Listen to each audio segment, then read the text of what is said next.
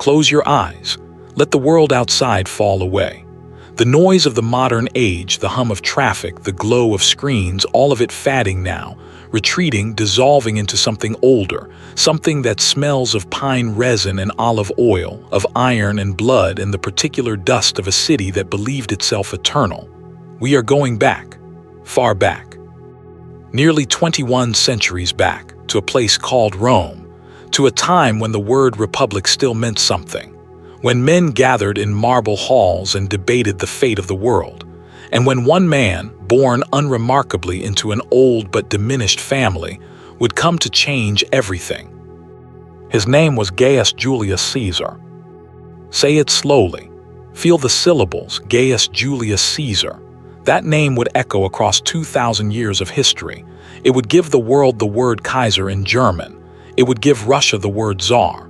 It would inspire the title Tsar. It would live in the months of the year, for July is named for him. It would live in medical terminology, for the Caesarean section bears his family name, however mistakenly attributed. It would live in the plays of Shakespeare, in the paintings of museums, in the very idea of what a powerful leader looks like, sounds like, feels like.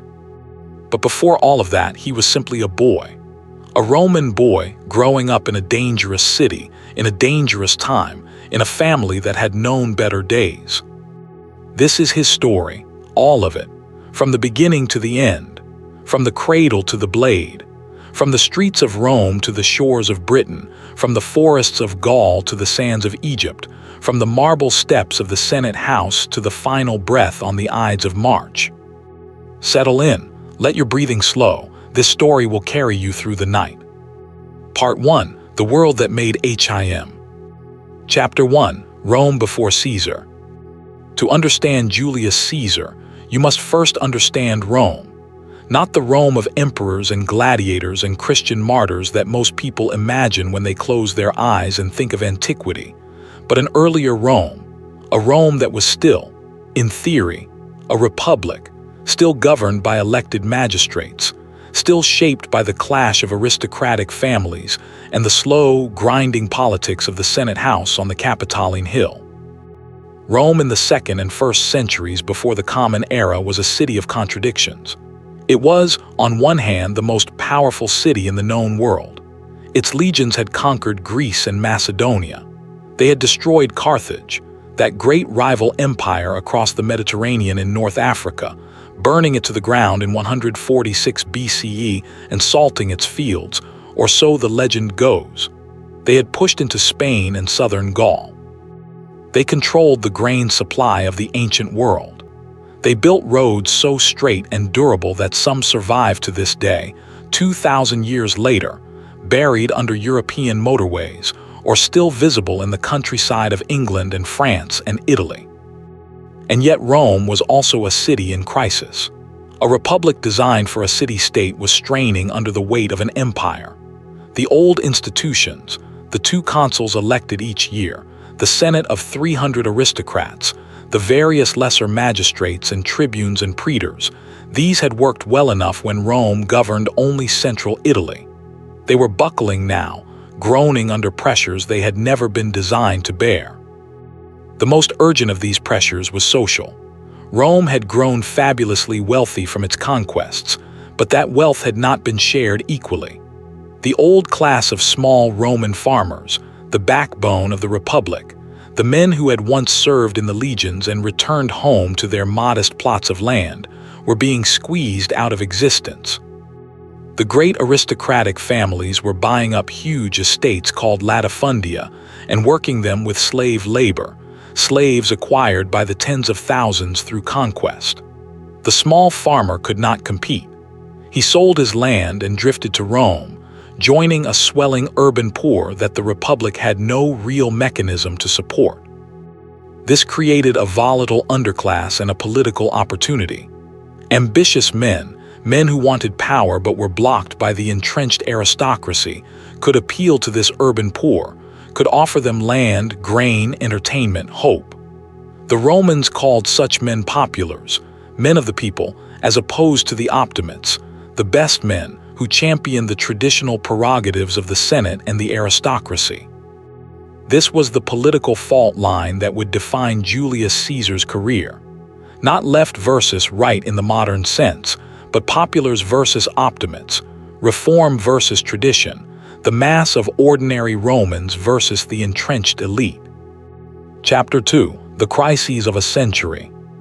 The century before Caesar's birth had been marked by a series of catastrophic crises that had each, in their way, eroded the Republic's foundations.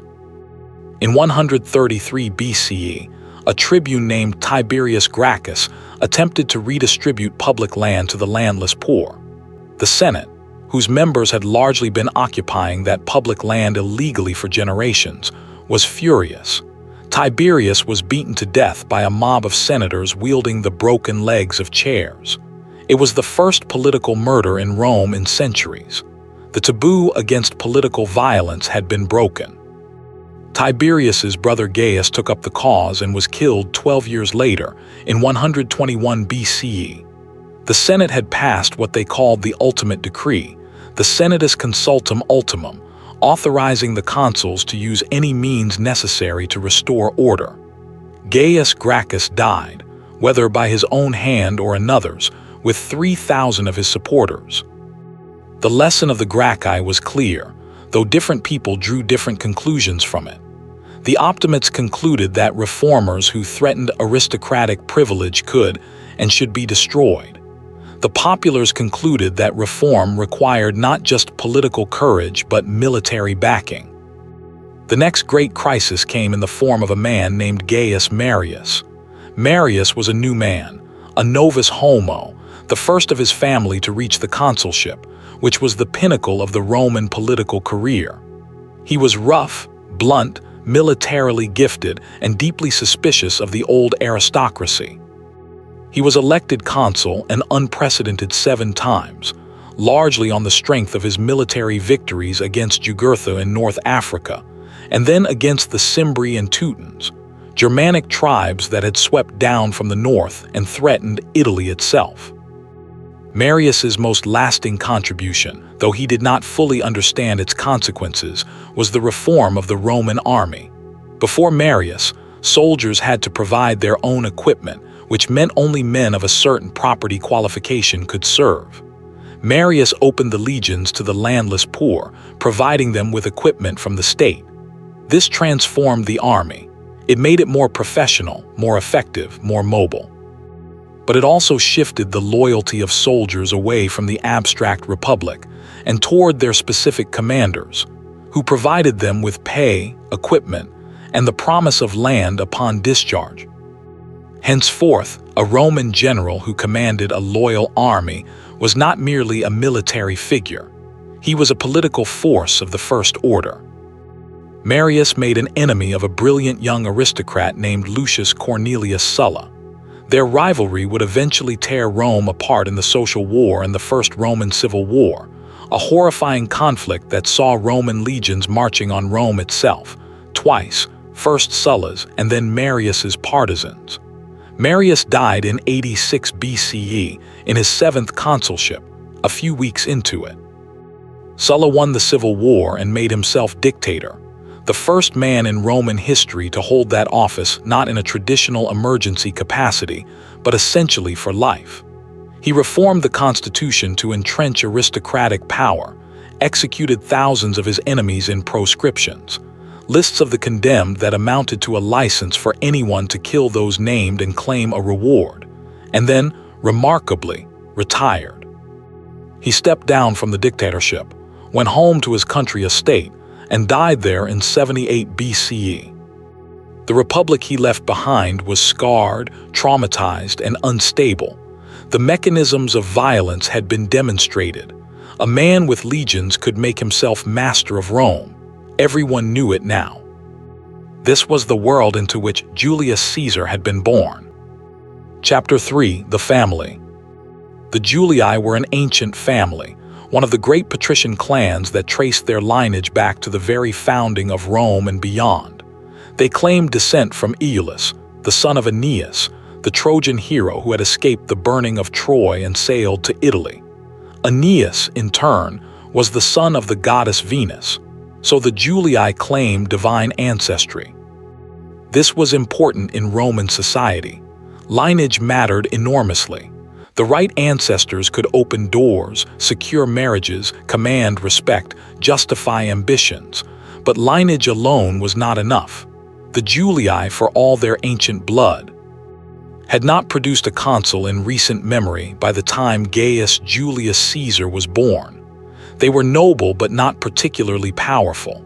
They were, by Roman aristocratic standards, a middling family, respected but not feared, known but not dominant.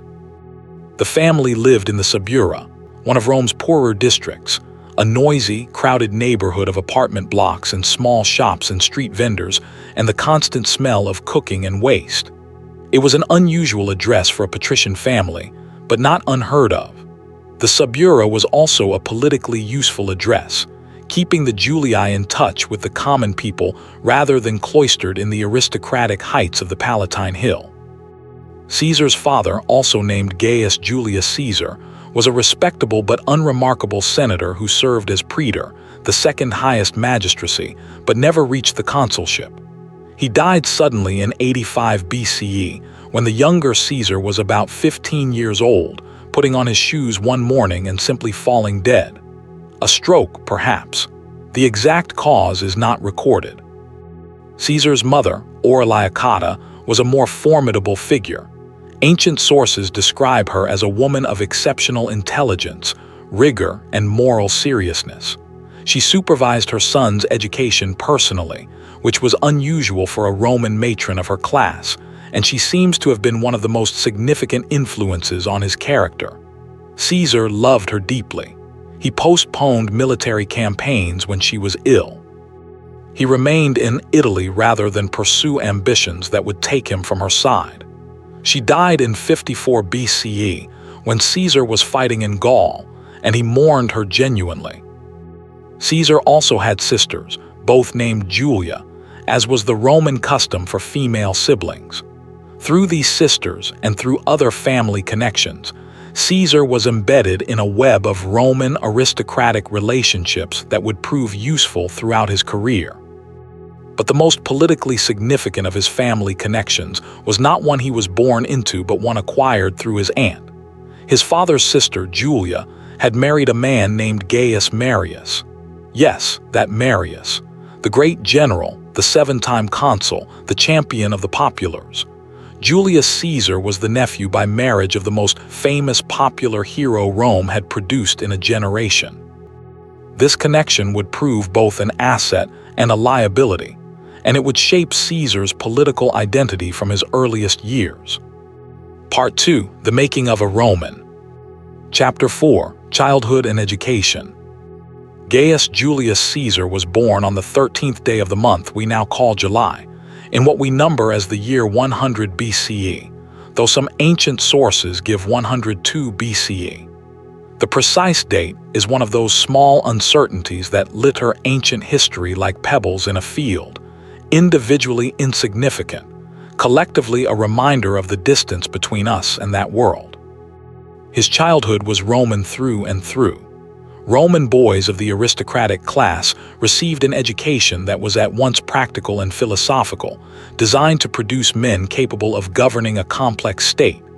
Caesar would have learned to read and write Latin first, then Greek, for Greek was the language of philosophy, science, and culture, the Latin of the intellectual world. A Roman aristocrat who did not read Greek was considered only half-educated. He would have studied rhetoric, the art of persuasion, which was in Rome not a supplement to political life but its very core. Roman politics happened in speeches, in the courts, in the Senate, in public assemblies. The man who could speak most compellingly, who could construct the most devastating argument or the most moving appeal, was the man who would win. Caesar's later career would demonstrate that he was among the greatest orators Rome ever produced, rated in antiquity second only to Cicero. He would have studied history, Roman history in particular, the stories of the great men who had saved the Republic, defeated its enemies, served its interests. He would have known the tales of Cincinnatus, who left his plow to serve as dictator and then returned to his plow when the crisis was over, the ideal of Roman selflessness. He would have known the Punic Wars, the nearly catastrophic struggle against Hannibal, who had come within miles of destroying Rome. He would have known the Gracchi, his own family's political tradition. Physical training was as important as intellectual development. Caesar would have ridden horses, swum in the Tiber, practiced with weapons. He was, by all ancient accounts, an exceptional horseman, capable of riding at full gallop with his hands clasped behind his back. He was physically courageous to the point of recklessness. He would demonstrate this throughout his career, leading charges in person, swimming rivers in armor, never asking his soldiers to face dangers he would not face himself. There is an interesting tradition that Caesar suffered from epilepsy, what the Romans called the falling sickness. The evidence is somewhat ambiguous. Some ancient sources mention seizures. Others may have confused genuine epileptic episodes with the kind of trance-like states that Romans sometimes interpreted as divine possession. What is clear is that whatever medical challenges Caesar may have faced, they did not prevent him from conducting one of the most physically demanding military careers in ancient history, campaigning for years in the field, sleeping rough, eating simply, marching with his men. Chapter 5. The Crisis of the Sullan Years. Caesar's adolescence coincided with the years of Sulla's terror, and they shaped him profoundly. When Sulla returned from the east in 83 BCE and marched on Rome for the second time, he came with overwhelming force and an agenda. He would remake the Roman constitution. He would destroy his enemies. He would make Rome safe for the aristocracy, by which he meant safe for people like himself. The proscriptions that followed Sulla's victory were among the most horrifying events in Roman history. Lists of names were posted in the forum. Anyone on the list could be killed by anyone, no questions asked. The killer would receive a reward. The victim's property would be confiscated. Thousands died. More fled into exile.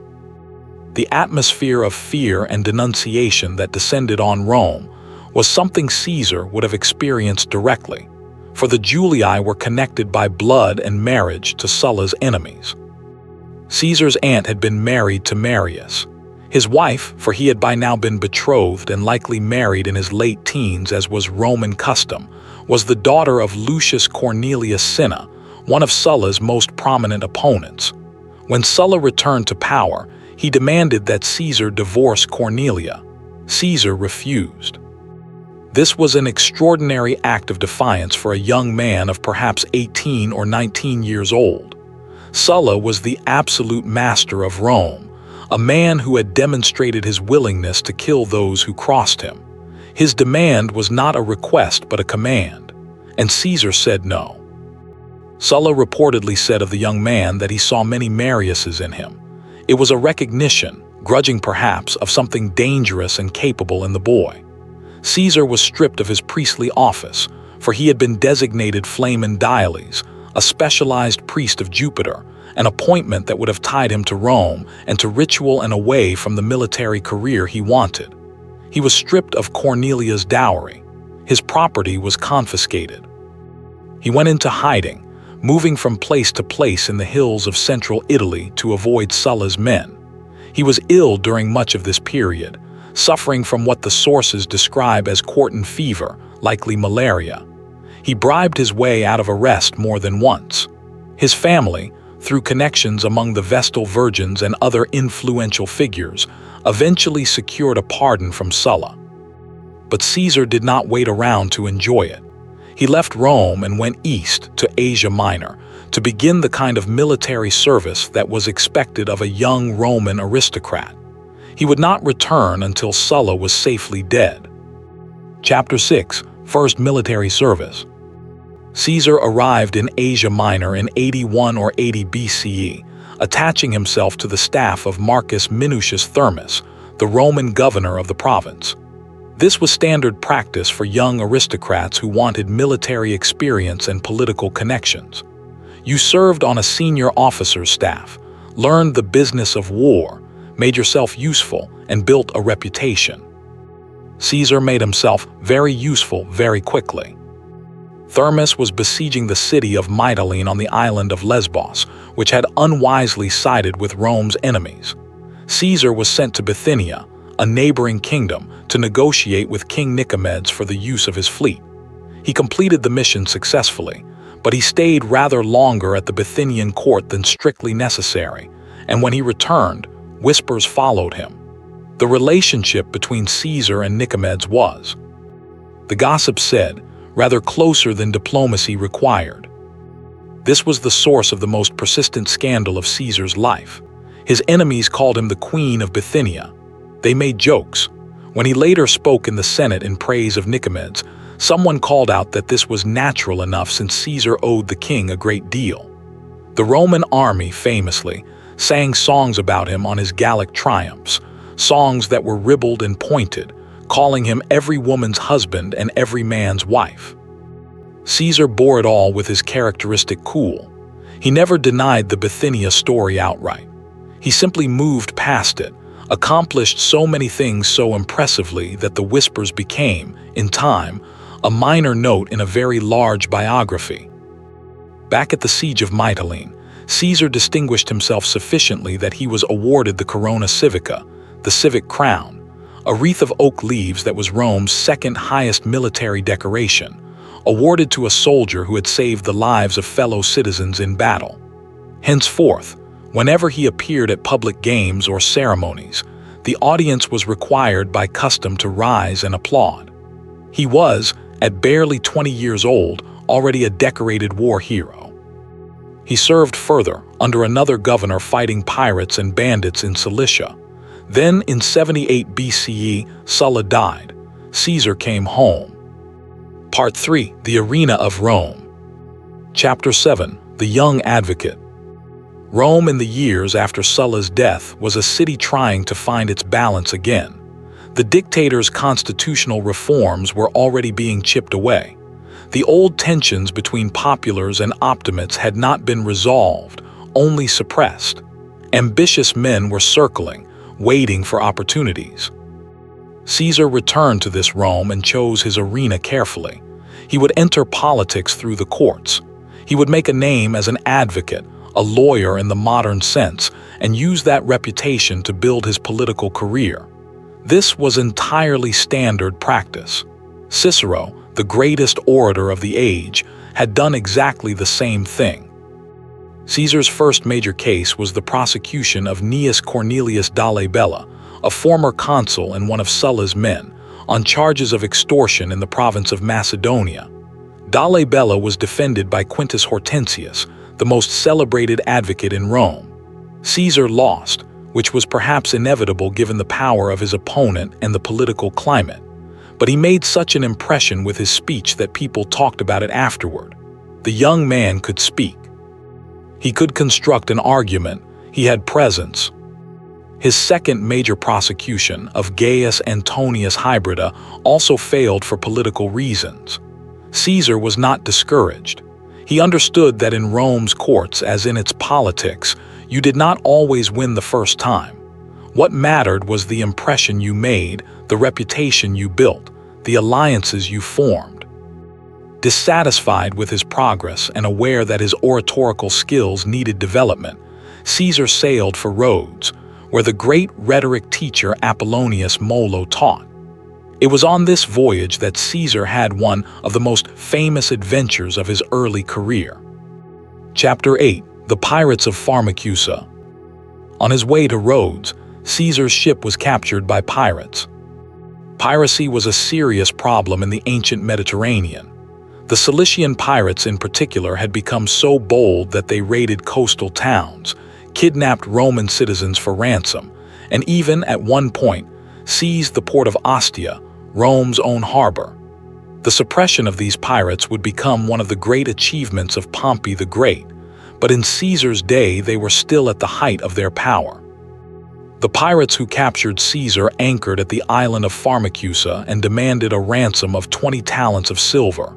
Caesar reportedly laughed. 20 talents. For him, he was worth 50. He told them to demand 50, and they did. While his companions went off to raise the ransom, Caesar spent 38 days as a captive on the pirate island, and he behaved in a manner that tells you everything about the kind of man he was at this point in his life. He was entirely without fear. He joined in the pirates' games. He slept when he wanted to sleep regardless of the noise they made, and when they were noisy, he ordered them to be quiet.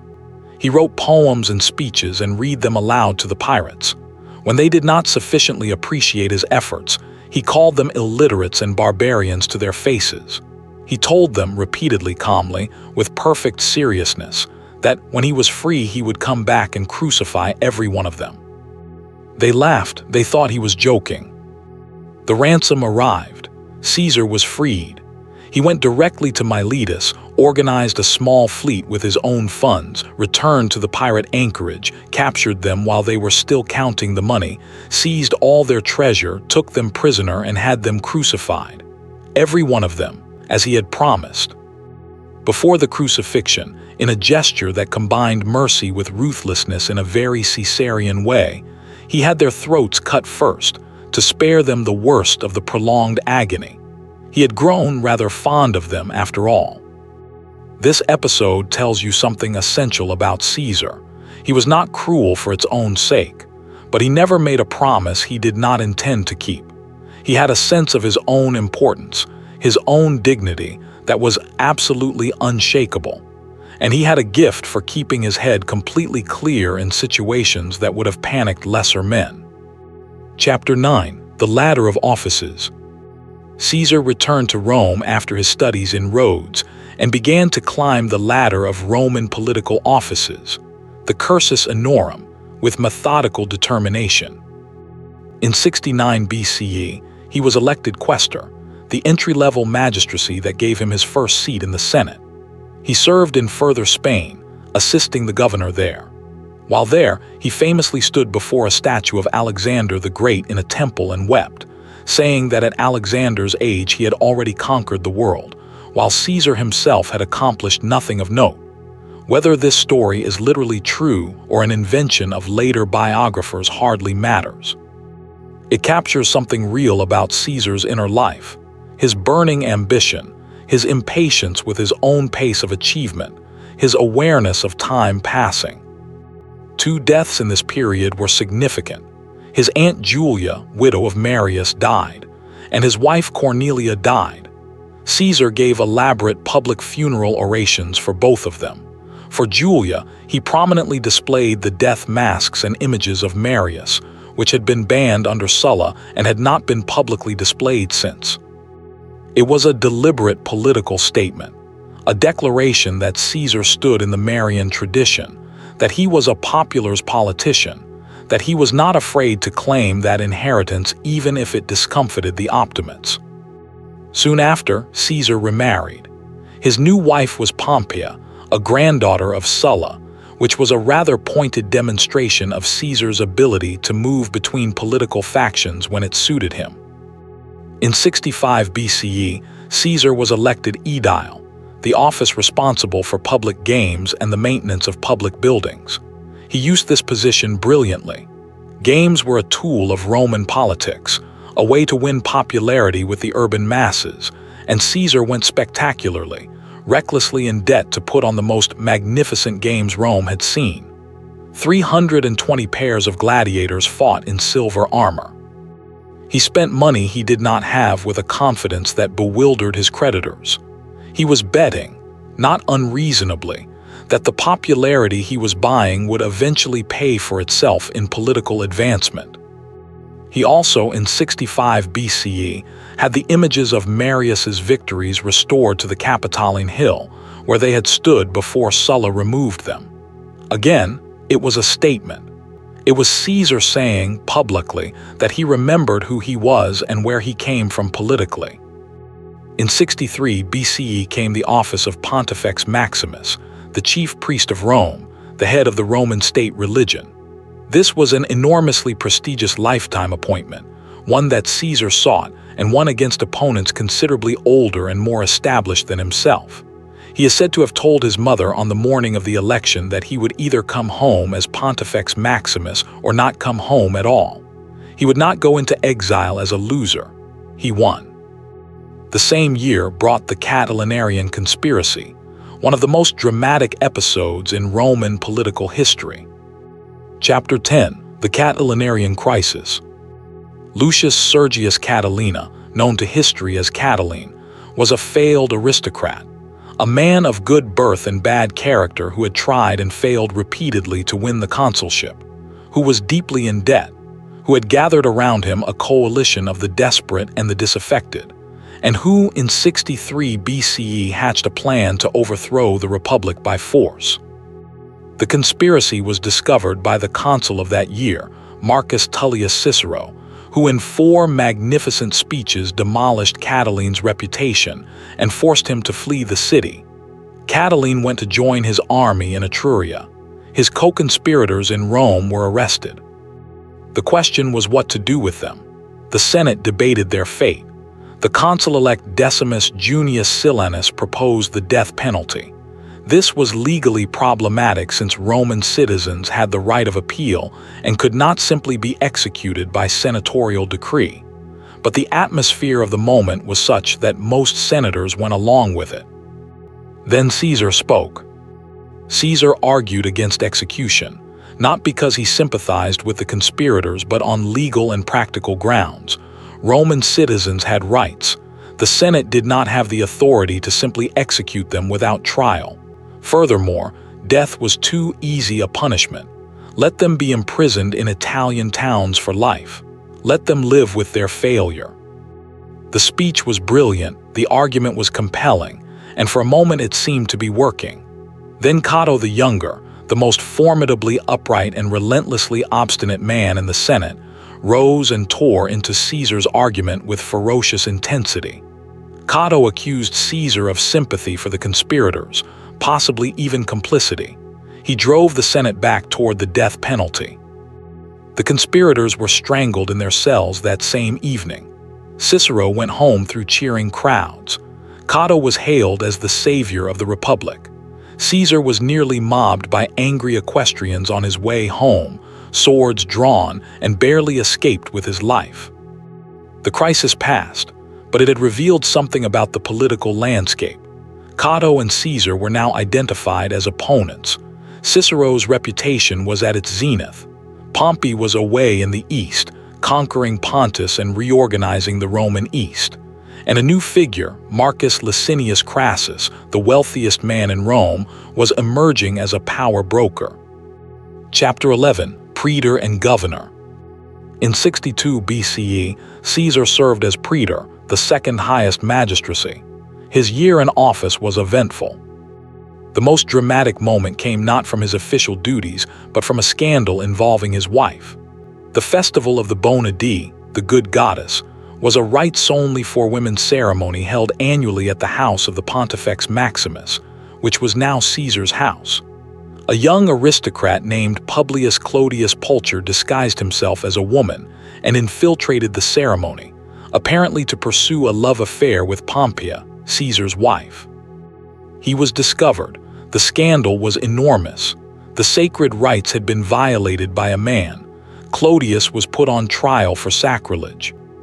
Caesar divorced Pompeia, not, he said, because he believed her guilty, but because Caesar's wife must be above suspicion. It is one of history's most famous sentences, and it tells you something about the ruthlessly practical way Caesar approached personal relationships.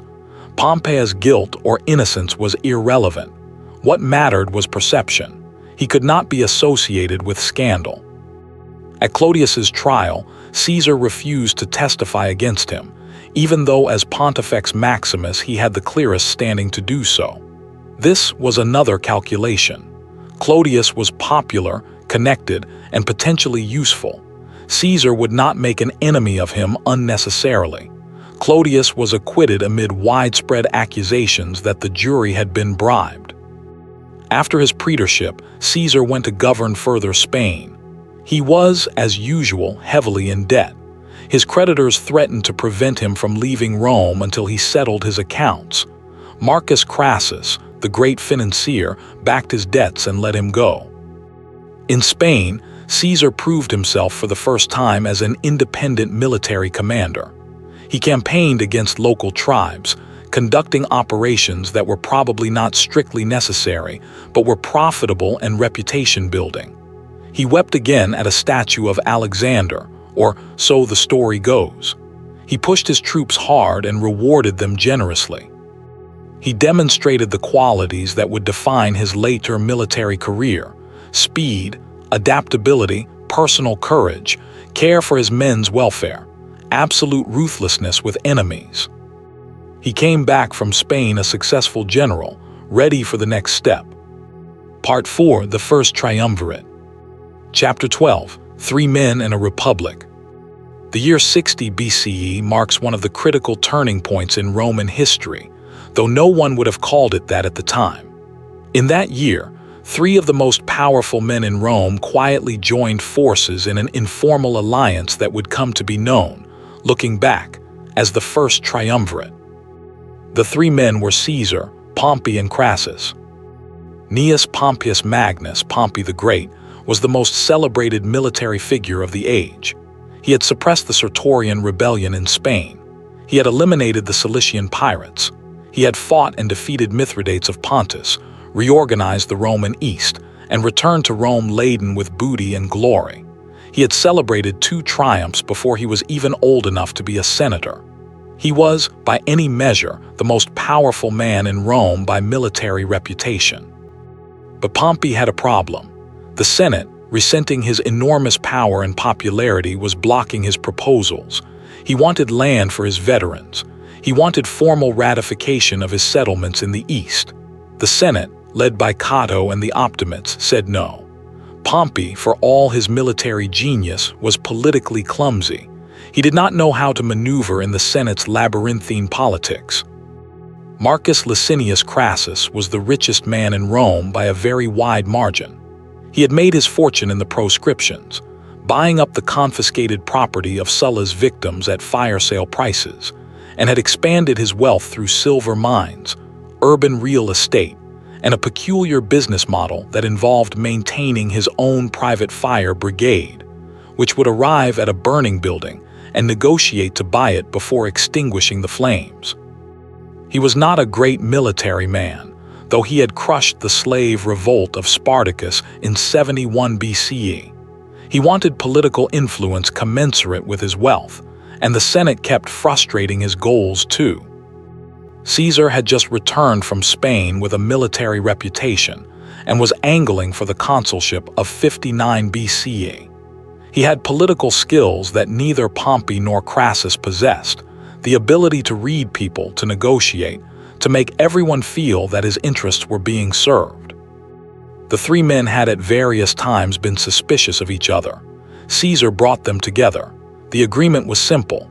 They would use their combined influence, Pompey's military reputation, Crassus's money, and Caesar's political skill, to get each other what each wanted. It was not a formal constitutional arrangement. It had no legal basis. It was just 3 powerful men deciding to cooperate rather than compete. The Optimates would have none of it. Cato and his allies saw clearly what was happening. They would oppose, obstruct, delay. Caesar was elected consul for 59 BCE. He had his mandate. Chapter 13. Caesar's Consulship. Caesar's year as consul was a masterclass in political aggression, in using every tool available to circumvent opposition and force through a legislative agenda. His co-consul was Marcus Calpurnius Bibulus, a strict Optimate and Cato's son-in-law. Bibulus was there to block Caesar. Caesar, with characteristic directness, effectively rendered him irrelevant. Caesar's first major proposal was the Land Distribution Bill, giving public land in Campania to Pompey's veterans and to the urban poor. This was what Pompey needed. Caesar brought it before the Senate first, in a gesture of conventional respect. The Senate blocked it. Caesar took it directly to the popular assembly, bypassing the Senate. This was technically legal but constitutionally aggressive. When Bibulus tried to block the bill by announcing unfavorable religious omens, which was a common obstruction tactic, Caesar had his supporters physically remove Bibulus from the forum. A bucket of waste was dumped on Baibulus's head for good measure. Baibulus retired to his house and announced that he would spend the rest of the year watching the sky for omens, which technically made all legislation passed in Caesar's absence constitutionally invalid. Caesar passed the legislation anyway. Later, Romans joked that the year should properly be called the consulship of Julius and Caesar, because Baibulus had so thoroughly ceased to function as a second consul. Caesar ratified Pompey's eastern settlements. He passed the bill for Pompey's veterans. He passed legislation against extortion in the provinces. He secured for himself, through a law proposed by the tribune Vatinius, an unprecedented military command, the proconsular governorship of Cisalpine Gaul and Illyricum for 5 years. When the governor of Transalpine Gaul died conveniently, that province was added as well. To cement the triumvirate, Caesar gave his daughter Julia in marriage to Pompey. Julia was young, perhaps 18, Pompey in his 40s. By all accounts, it became a genuine love match. Pompey was devoted to Julia until her death in 54 BCE. Caesar himself married for the 3rd time. His new wife was Calpurnia, daughter of Lucius Calpurnius Piso, whom Caesar arranged to be elected consul for the following year. Political marriages in Rome served political purposes. In 59 BCE, as his consulship neared its end, Caesar would have known that the next phase of his career was about to begin. He had his command. He had his armies. He had Gaul. He was 40 years old. The greatest chapters of his story were still ahead. Part 5. The Conquest of Gaul. Chapter 14. Gaul in Caesar's time. Gaul in the 1st century BCE was not a single country but a vast and varied collection of tribal territories stretching from the Alps in the east to the Atlantic in the west, from the Rhine in the north to the Pyrenees and the Mediterranean coast in the south. The Romans already controlled a strip of southern Gaul they called Provincia, our modern Provence, which gave them the land route to Spain. The rest, what they called Gallia Comata, the long-haired Gaul, was independent. The peoples of Gaul were Celtic, speaking languages related to modern Welsh and Irish, organized in tribes with their own aristocracies, their own religious practices centered on the Druids, their own traditions of warfare. They were farmers and craftsmen and traders as well as warriors. Gaul was not a primitive backwater, but a sophisticated society with its own cities, called oppida, its own coinage, its own complex political arrangements of alliances and rivalries and shifting confederations. Rome had long had interests in Gaul. Roman merchants traded extensively there. Some Gallic tribes were Roman allies, others were not, and periodically Gallic tribes had caused serious trouble. The Helvetii, a powerful confederation in what is now Switzerland, were in the mid-50s BCE making plans to migrate westward in search of better land, which would bring them through the Roman province and potentially destabilize it. This was Caesar's opening. Chapter 15. The Opening Campaigns, 58 BCE. In the spring of 58 BCE, the Helvetii began their migration.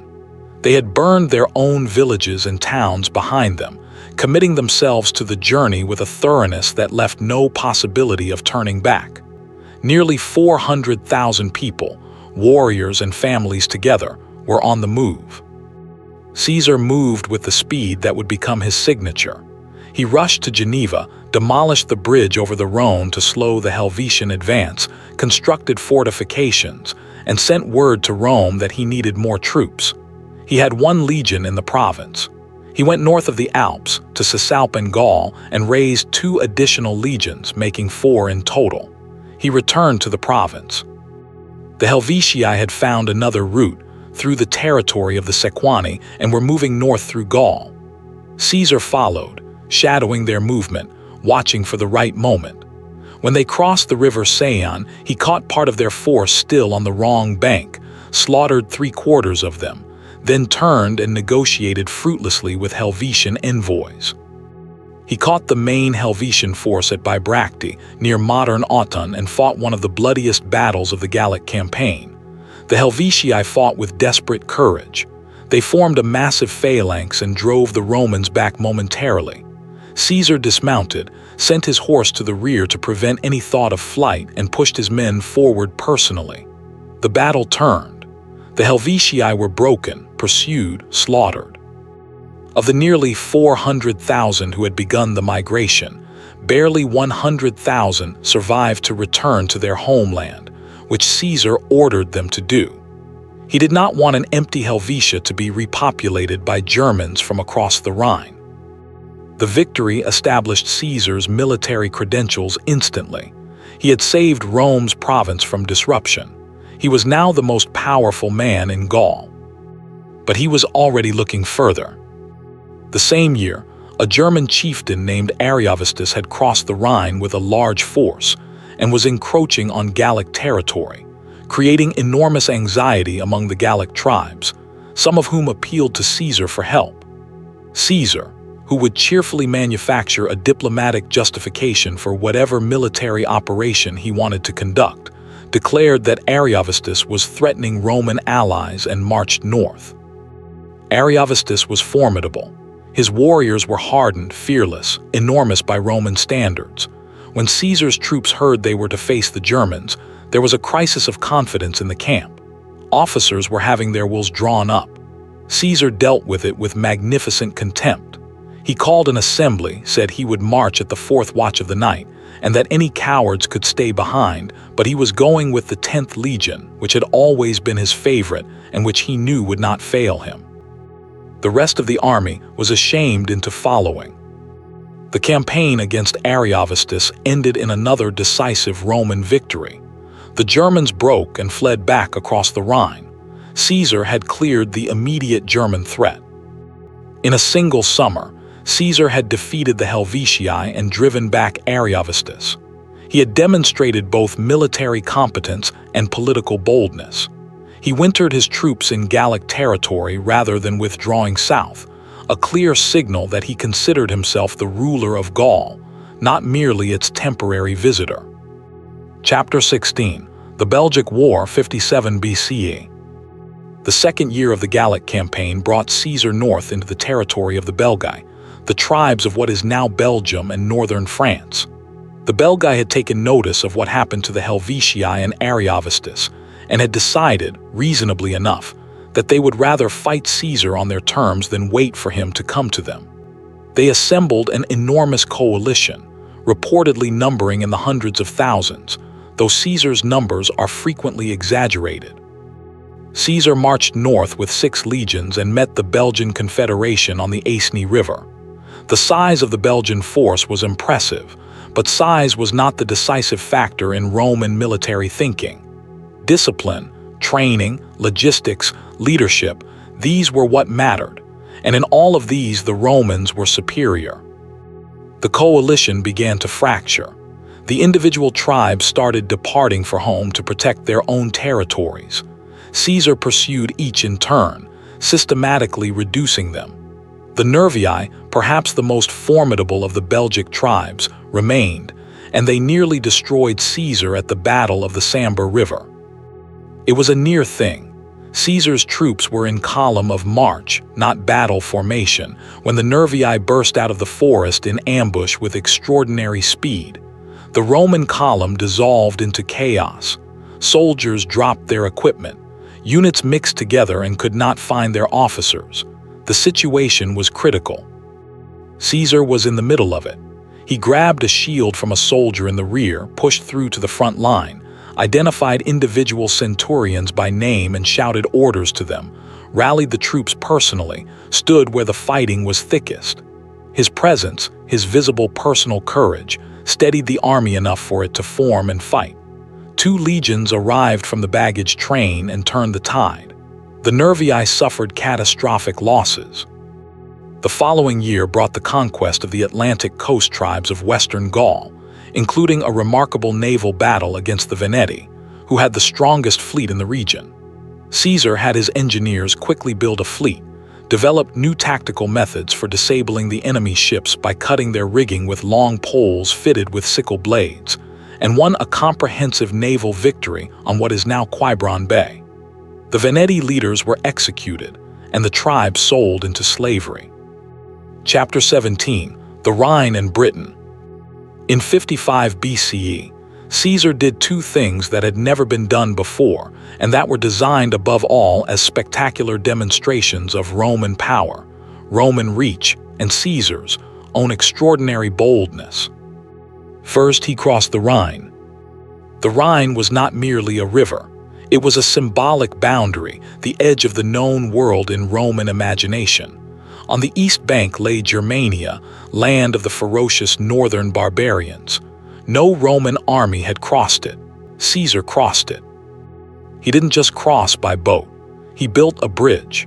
In 10 days, his engineers constructed a wooden bridge over the Rhine, a feat of engineering that ancient writers describe in detail sufficient that modern engineers have been able to reconstruct it. Caesar marched his army across, spent a few weeks demonstrating Roman power to the German tribes on the far side, then marched back, demolished the bridge, and declared that the Germans had been taught sufficient respect. It was theater as much as strategy.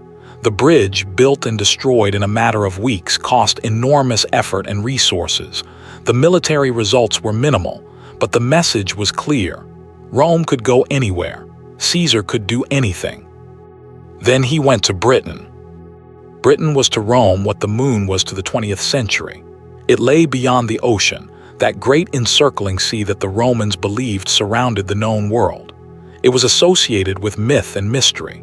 Some Romans had doubted it was real. Caesar crossed the Channel with 2 legions in late summer of 55 BCE, landed on a beach in what is now Kent against British resistance, fought several engagements, and came back. He had done almost nothing militarily.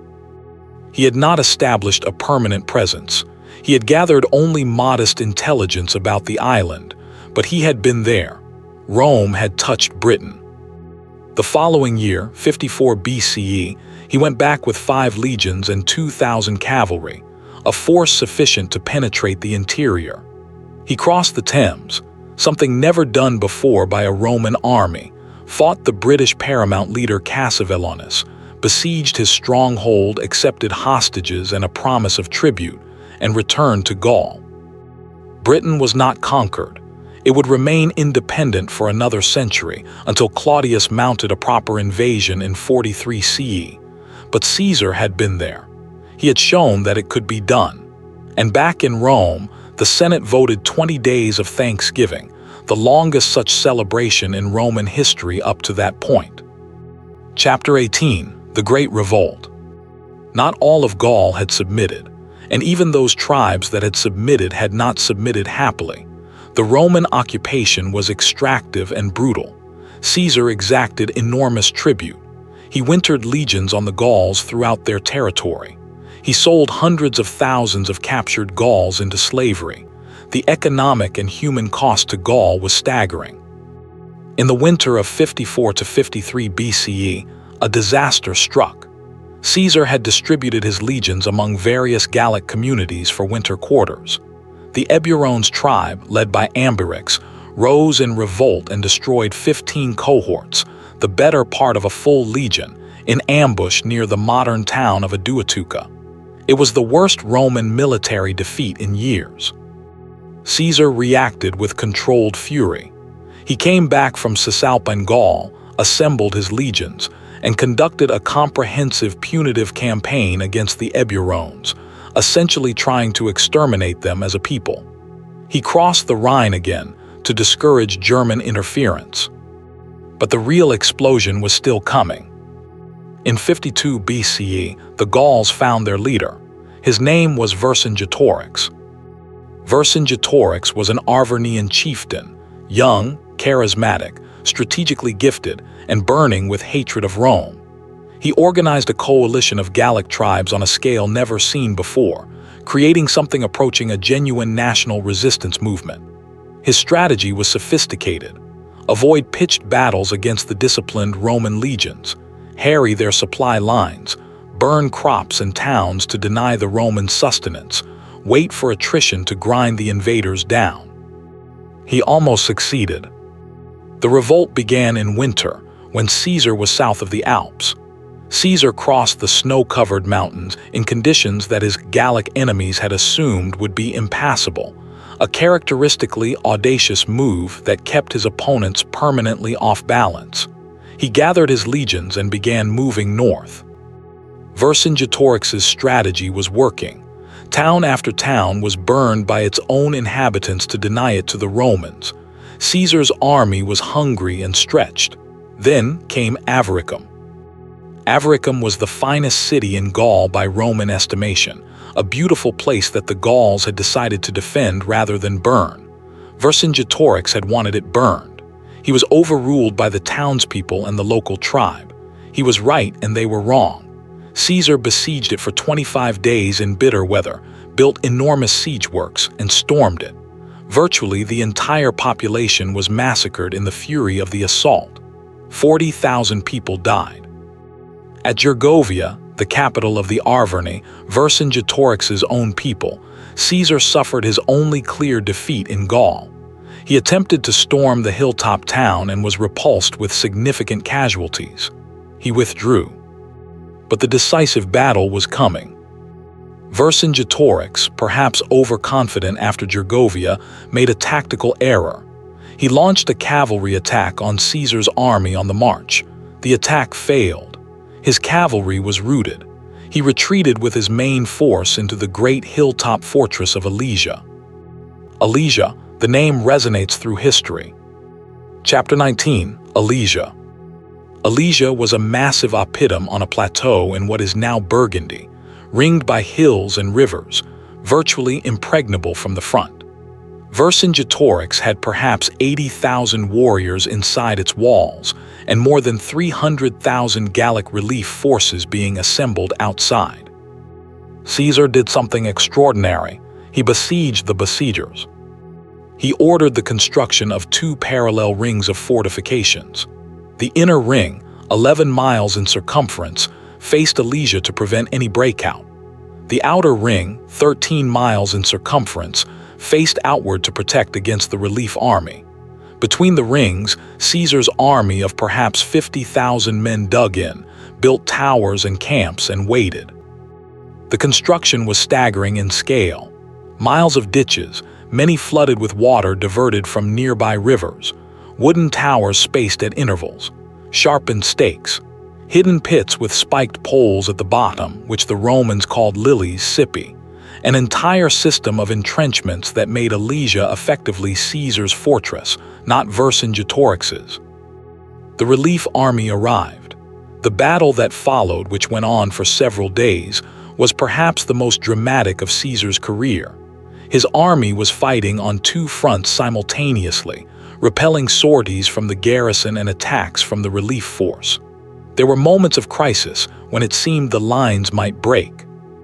Caesar himself was everywhere, riding along the lines in his distinctive scarlet cloak so his men could see him, sending reserves to wherever the pressure was greatest. When one section of the outer fortifications was threatened with collapse, he personally led 4 cohorts to its defense. The relief army broke and dispersed. Vercingetorix, having seen his last hope vanish, made his decision with quiet dignity. He rode out of Alesia the next day on his finest horse, dressed in his most splendid armor, circled the platform on which Caesar sat, dismounted, and threw his weapons at Caesar's feet. It was over. Gaul was conquered. Vercingetorix would spend the next 6 years in a Roman prison and then be strangled in his cell after walking in chains through Caesar's triumph in Rome. He was brave to the end. The conquest of Gaul was, by any measure, one of the greatest military achievements in ancient history. In 8 years of campaigning, Caesar had conquered a territory approximately the size of modern France and Belgium, added it to the Roman Empire, killed or enslaved an estimated 1 million people, and made himself the most famous soldier in the Roman world. He had also made an enormous amount of money from the conquest, money that would fund everything that came next. Part 6, The Rubicon. Chapter 20, The Political Storm.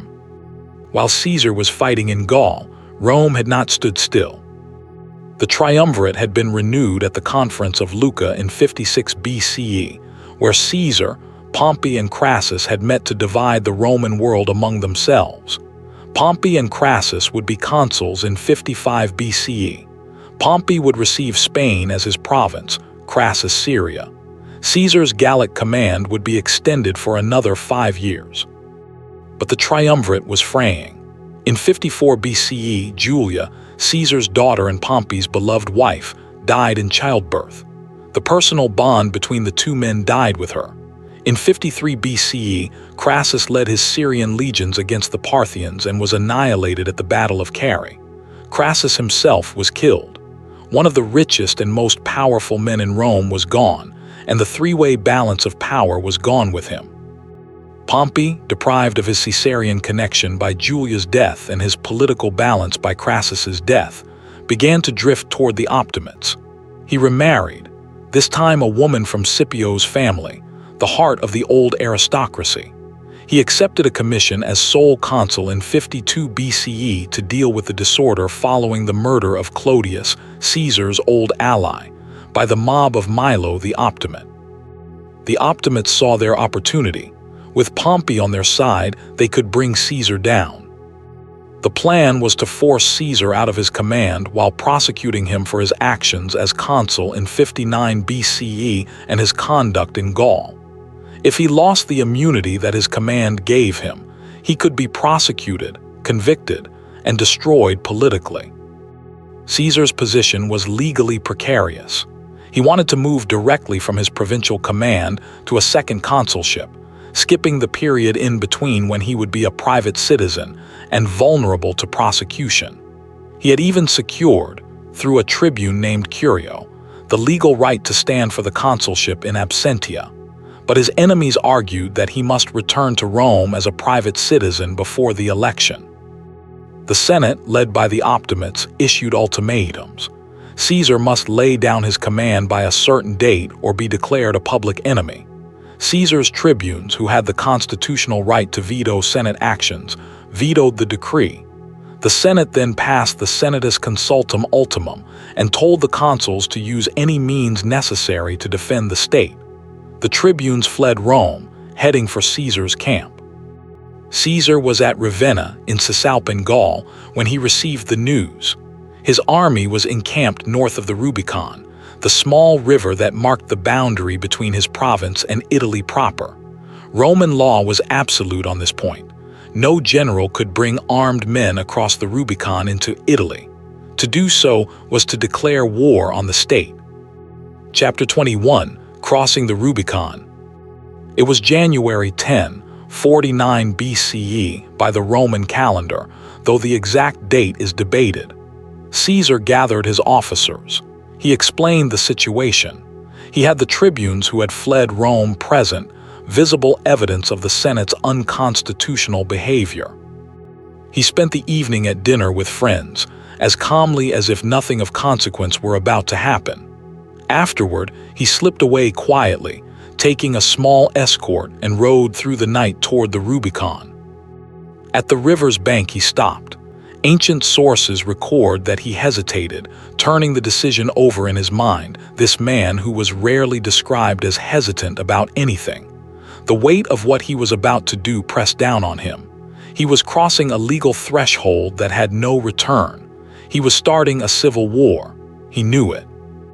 He said in Greek, the language of educated Romans when they wanted to quote something appropriately weighty, the words attributed to the playwright Menander. The die is cast. Alia iacta est. He crossed. His 13th legion, which had been waiting for his signal, began to march south. The ancient world and the modern one would never be the same. Chapter 22, The War in Italy and Spain. Caesar's military genius expressed itself in the Civil War as completely as it had in Gaul, but now with an additional quality, a striking desire for clemency, for mercy toward defeated enemies, that was quite new in Roman civil conflict. Where Sulla had proscribed his enemies and Marius had butchered the bodies of his opponents, Caesar consistently pardoned those who surrendered and invited them back to public life. He called it his famous policy of clemency, clementia. Some have seen it as a product of genuine magnanimity. Others have seen it as political calculation, an understanding that you cannot govern a state by permanently alienating half its citizens. Most likely it was both. Pompey and the Optimates had expected Caesar to be stopped at the Rubicon. When word came that he had crossed and was advancing south with startling speed, the effect was panic. Pompey abandoned Rome. He abandoned Italy. He took the bulk of the Senate and the state treasury, or what he could grab of it, and crossed to Greece, intending to raise forces in the east, where he had influence and connections.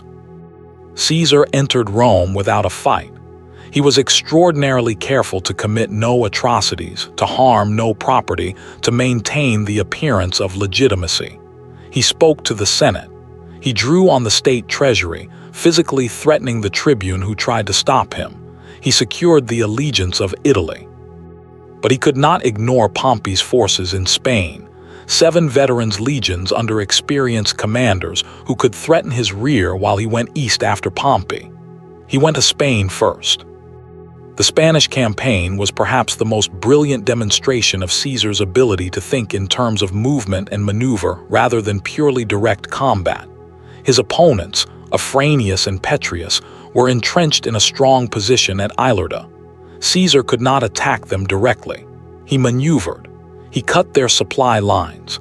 He flooded their communications. He created situations where he held the advantage without having to win a bloody battle. Within weeks, Afranius and Petronius, with 7 legions, surrendered. Caesar discharged them and let them go. Africans and Petronius had told their soldiers that Caesar was a monster who would kill them all. Caesar's treatment of the defeated army was his most effective propaganda. Part 7, The Great War. Chapter 23, Pharsalus. In 48 BCE came the decisive confrontation. Caesar crossed to Greece with his army, pursuing Pompey, who had spent the previous year and a half building a formidable force in the Balkans. Pompey had 11 legions, perhaps 45,000 infantry and 7,000 cavalry, against Caesar's 9 legions of perhaps 22,000 infantry and 1,000 cavalry. Pompey was stronger on paper. The two armies faced each other in Thessaly at a place called Pharsalus. Pompey had been reluctant to fight. He had supplies. He had the larger army. He could wait. But his Optimates allies, particularly Cato and the others who had come from Rome, were impatient. They were already arguing about who would get what offices after Caesar was defeated. They pressured Pompey into battle. Pharsalus was fought on August 9, 48 BCE. Caesar's account in his own memoirs is characteristically clinical, but reveals his tactical thinking clearly.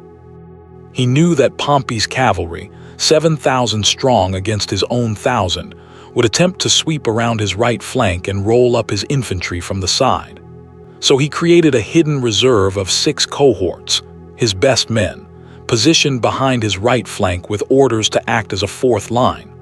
When Pompey's cavalry made its expected sweeping attack, these cohorts turned and attacked the cavalry. They had been drilled specifically for this moment, trained to use their javelins not as projectiles, but as thrusting spears aimed at the horsemen's faces, particularly their eyes. The cavalry broke. It was the turning point of the battle. Once the cavalry was gone, the same 6 cohorts swept around behind Pompey's infantry, which was now facing pressure from the front and the rear. Pompey's army collapsed. Approximately 15,000 of his men died. Caesar's loss was minimal. He estimated his own casualties at 200. Pompey fled the field. Caesar spared the Pompeian survivors, as he had promised he would. Pompey sailed east, toward Egypt, where he expected to find refuge with the young King Ptolemy XIII.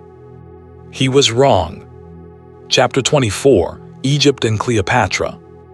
When Pompey's ship approached the Egyptian shore near Alexandria, small boats came out to meet him. His wife Cornelia, watching from the ship, noticed that there was no formal greeting party, no honor guard appropriate to a man of Pompey's stature. Pompey stepped into one of the boats. As it reached the shore, he was stabbed from behind by a man named Lucius Septimius, a Roman soldier who had once served under Pompey but was now employed by the Egyptian court. His head was cut off. His signet ring was taken. His body was left on the beach. He was 58 years old. He had been the most powerful man in the Roman world for much of his adult life. Caesar arrived in Alexandria 3 days later. He was shown Pompey's head. Ancient sources say he turned away and wept. The tears may have been genuine. Whatever his feelings about Pompey as a political enemy, the man had been his son-in-law, had once been his ally, had been connected to him through the woman they had both loved. Caesar had wanted to capture Pompey, to pardon him as he had pardoned so many others, to demonstrate his clemency. He also recognized immediately that Egypt had done him no favor by killing a Roman citizen of Pompey's stature. He dressed in his toga, the formal wear of Roman magistracy, and made his way into Alexandria with his lictors, the ceremonial attendants, asserting Roman authority with the casual confidence of a man who owned the world. Egypt was in the middle of its own civil war. The young King Ptolemy XIII, probably 13 or 14 years old, was at war with his older sister Cleopatra VII, who was perhaps 22. Cleopatra had been expelled from Alexandria and was camped at the border with a small army. She arranged to be smuggled into the royal palace past her brother's guards, famously wrapped in a carpet or a sack, and was brought to Caesar. The meeting between Julius Caesar, 52 years old, and Cleopatra VII, 22 years old, is one of history's most dramatic moments and also one of its most obscure. We know it happened. We know the result, a political alliance that became a personal relationship that would endure, in its way, to Caesar's death and beyond. What passed between them in those first hours we can only imagine. Cleopatra was not simply beautiful, though she may have been. The ancient sources that are most reliable about her, particularly Plutarch, say that her great attraction was her intelligence, her personality, her voice, her ability to speak multiple languages including Egyptian, which made her unusual among the Ptolemaic rulers who had governed Egypt for nearly 3 centuries, and her wit. She was the most interesting person Caesar had met in a long time, possibly ever. For Caesar, Cleopatra represented many things: an ally in a strategically crucial country, a partner who could match his own intelligence, a woman who was herself a ruler, a queen, not merely a political ornament. He stayed in Egypt far longer than military necessity required. He fought the Alexandrian War, when Ptolemy XIII's forces besieged the royal palace where Caesar and Cleopatra had taken up residence. He nearly drowned when his ship was sunk in the harbor and he had to swim to safety, reportedly holding his papers above the water to keep them dry. He captured the young King Ptolemy, who conveniently drowned in the Nile while trying to flee. He set Cleopatra on the Egyptian throne.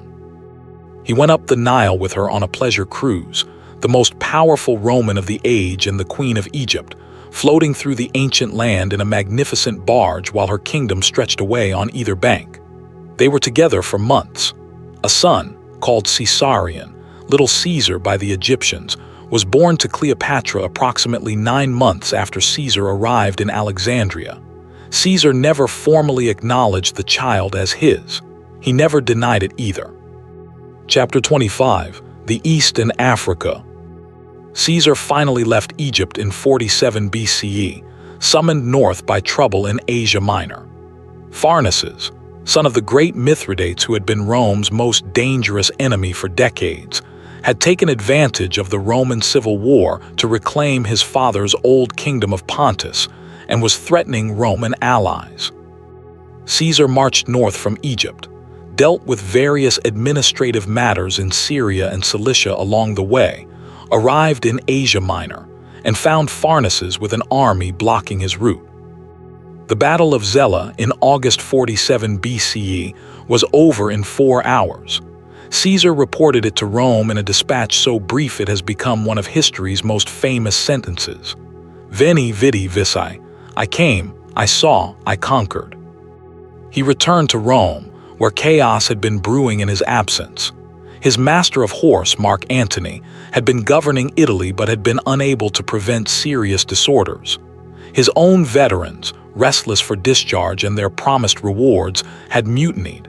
Caesar dealt with all of it with his characteristic combination of energy, wit, and ruthlessness. When his veterans demanded discharge, he gave it to them, addressed them as citizens rather than soldiers, and watched them immediately volunteer to remain. In early 46 BCE came the African campaign, where the remaining Optimate forces had gathered under Metellus Scipio with Cato commanding the garrison at Utica. Pompey's sons were also there, and the Numidian king Juba, an African ally. The Battle of Thapsus in April 46 BCE effectively ended organized Optimate resistance in Africa. Scipio died. Juba died. Cato, at Utica, learned that Caesar was coming and that all was lost. Cato was 60 years old. He had spent his entire life in principled opposition to what he saw as tyranny, to Pompey, to Caesar, to anyone who accumulated more power than the Republic allowed. He was the most uncompromising man of his age, perhaps of any age. He could not live in a world ruled by Caesar. He would not. He read Plato's Phaedo, the dialogue about the immortality of the soul, through the evening. He went to bed. He asked for his sword. His servants, knowing his intention, had hidden it. He was furious. He demanded it. They brought it. He ran it through himself, but not fatally, and was found by his servants and the wound bound up. He tore the bandages off with his own hands. Cato was dead by morning. Caesar, when he heard, said that he envied Cato his death, for Cato had denied Caesar the opportunity to pardon him. It is a remarkable statement. Was it genuine admiration for Cato's integrity, or the frustration of a man who wanted the satisfaction of demonstrating his clemency? Probably both. The Spanish campaign of 45 BCE at Munda finished it. Pompey's sons had raised another army. Caesar won his hardest-fought battle, admitted afterward that he had fought many times for victory, but this was the first time he had fought for his life. Gnaeus Pompey the younger was killed fleeing the field. Sextus Pompey escaped to cause trouble later. The civil war was over. Caesar had won.